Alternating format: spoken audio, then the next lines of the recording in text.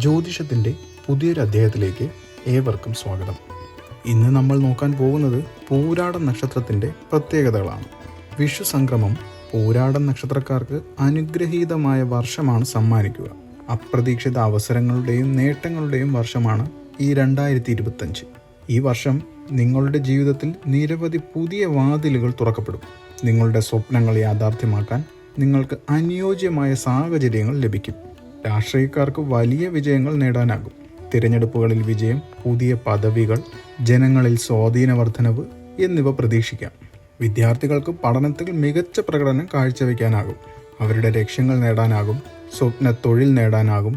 ഉന്നത വിദ്യാഭ്യാസത്തിനും വിദേശ പഠനത്തിനും അവസരങ്ങളുണ്ടാകും. പിണങ്ങിയിരിക്കുന്ന ദമ്പതികൾ ഒരുമിച്ച് സമാധാനപരമായി ജീവിക്കാൻ സാധ്യതയുണ്ട്.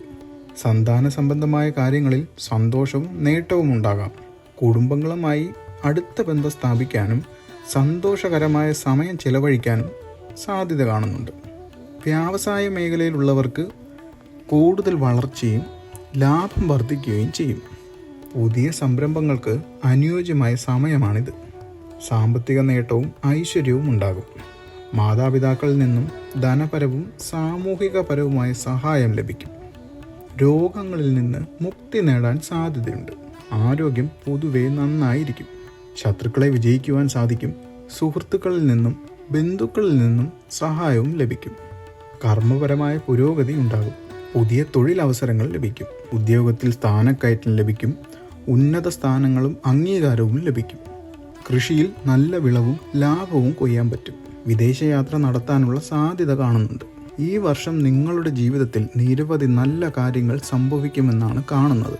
നിങ്ങളുടെ ലക്ഷ്യങ്ങൾ നേടുന്നതിനും നിങ്ങളുടെ ജീവിതം പൂർണ്ണമായി ജീവിക്കുന്നതിനും ഈ അവസരങ്ങൾ ഉപയോഗപ്പെടുത്തുക. പൂരാടം നക്ഷത്രത്തിൻ്റെ സ്ഥാനം 27 നക്ഷത്രങ്ങളിൽ 20ാമത്തേതാണ്. ഇത് സിംഹരാശിയിൽ പെടുന്നു. പൂരാടം നക്ഷത്രത്തിൻ്റെ ദേവത അഗ്നിദേവനാണ്. ഊർജവും ശുദ്ധിയും പ്രതിനിധീകരിക്കുന്നു. ഗൃഹാധിപൻ ശുക്രനാണ്. കല, സൗന്ദര്യം, സമ്പത്ത് എന്നിവയുമായി ബന്ധപ്പെട്ടതാണ് ഇത്. ശുക്രൻ്റെ സംക്രമണ സമയം ഏപ്രിൽ മെയ് മാസത്തിലാണ്. 10 മുതൽ 16 വയസ്സ് വരെയുള്ള ആദ്യ ദശകാലത്ത് കുട്ടികൾ പഠനത്തിൽ കൂടുതൽ താല്പര്യം കാണിക്കുകയും വിദ്യാഭ്യാസത്തിൽ വിജയിക്കുകയും ചെയ്യും. ഈ ദശയിൽ ചിലർക്ക് വിട്ടുമാറാത്ത തലവേദനയും നേത്രരോഗങ്ങളും അനുഭവപ്പെടാം. ചിലർക്ക് വിദേശയാത്ര തന്നെ നടത്തേണ്ടി വന്നേക്കാം. ഈ ദശയിൽ രാഹുവിൻ്റെയും ശനിയുടെയും സ്വാധീനം ജാതകന് അത്ര അനുകൂലമല്ല. എന്നാൽ ചന്ദ്രൻ്റെ സ്വാധീനം വളരെ നല്ലതായിട്ടാണ് കാണുന്നത്. ചന്ദ്രദശാകാലം നടക്കുന്ന 16 മുതൽ 26 വയസ്സ് വരെയുള്ള കാലഘട്ടത്തിൽ പ്രണയകാര്യങ്ങൾ പലർക്കും സഫലമാകും. നാൽക്കാലികളിൽ നിന്നും കൃഷിയിൽ നിന്നും കൂടുതൽ ഗുണാനുഭവങ്ങളും നേട്ടങ്ങളും ലഭിക്കും. എന്നാൽ അനാവശ്യ ഉത്കണ്ഠ, മാനസിക ക്ലേശങ്ങൾ, ജലം മൂലമുള്ള ദോഷങ്ങൾ എന്നിവയുണ്ടാകാനുള്ള സാധ്യതയുമുണ്ട്. തൊഴിൽ സ്ഥലത്ത് അപ്രതീക്ഷിതമായ ധനനേട്ടം ഉണ്ടാകാൻ സാധ്യത കാണുന്നു. ജീവിതത്തിൽ പുതിയ പുതിയ കാര്യങ്ങൾ ആരംഭിക്കാൻ താല്പര്യവും ഉണ്ടാകും. ജാതകത്തിൽ ചൊവ്വ ശക്തനാണെങ്കിൽ ഈ സമയം ചന്ദ്രമംഗള യോഗം രൂപപ്പെടുന്നു. ഈ യോഗം വ്യക്തിക്ക് ധാരാളം സമ്പത്തും ഭൂമിയും നേടിക്കൊടുക്കും. എന്നാൽ ചന്ദ്രദശയിൽ ബുധന്റെ അപഹാരം സംഭവിക്കുകയാണെങ്കിൽ നിരവധി പ്രശ്നങ്ങൾ നേരിടേണ്ടി വരും. 26 വയസ്സ് മുതൽ 33 വയസ്സ് വരെയുള്ള ചൊവ്വാദശകാലത്ത് ചൊവ്വാഗ്രഹം യുദ്ധത്തിന്റെ ദൈവം എന്ന നിലയിൽ പ്രവർത്തിക്കുന്നു. അഹങ്കാരം, സാഹസികത, ഊർജ്ജസ്വലത എന്നിവയെ പ്രതിനിധീകരിക്കുന്ന ഈ ഗ്രഹം ഈ കാലഘട്ടത്തിൽ നിങ്ങളെ അത്തരം മേഖലകളിലേക്കും പ്രവർത്തനങ്ങളിലേക്കും ആകർഷിക്കാൻ സാധ്യതയുണ്ട്. പ്രശസ്തരായ കലാകായിക താരങ്ങൾക്ക് ഈ ദശാകാലം അവരുടെ കരിയറിലെ ഏറ്റവും പ്രധാനപ്പെട്ട ഘട്ടമായിരിക്കും. തൊഴിലിൽ വലിയ നേട്ടങ്ങൾ കൈവരിക്കാനുള്ള സാധ്യതയുണ്ട്. രാഷ്ട്രീയത്തിൽ പ്രവർത്തിക്കുന്നവർക്ക് ഈ ദശാകാലം വളരെ അനുകൂലമായിരിക്കും. 33 മുതൽ 51 വയസ്സ് വരെയുള്ള 18 വർഷത്തെ രാഹുദശ നല്ലതും ചീത്തയുമായ ഫലങ്ങൾ നൽകാനുള്ള സാധ്യതയാണ് കാണുന്നത്. അധിക പരിശ്രമമില്ലാതെ തന്നെ സമ്പത്തും സാമൂഹിക പദവിയും നേടിയെടുക്കാൻ സാധിക്കും. അറിവും ആത്മീയതയും നേടാനുള്ള സാഹചര്യവും കാണുന്നുണ്ട്. രാഹു കേതു അപഹാരം നടക്കുമ്പോൾ ആരോഗ്യ പ്രശ്നങ്ങൾ, തൊഴിൽ നഷ്ടം, സാമ്പത്തിക പ്രതിസന്ധി, കുടുംബ പ്രശ്നങ്ങൾ, അപകടങ്ങൾ എന്നിവയ്ക്കുള്ള സാധ്യതയും കാണുന്നുണ്ട്.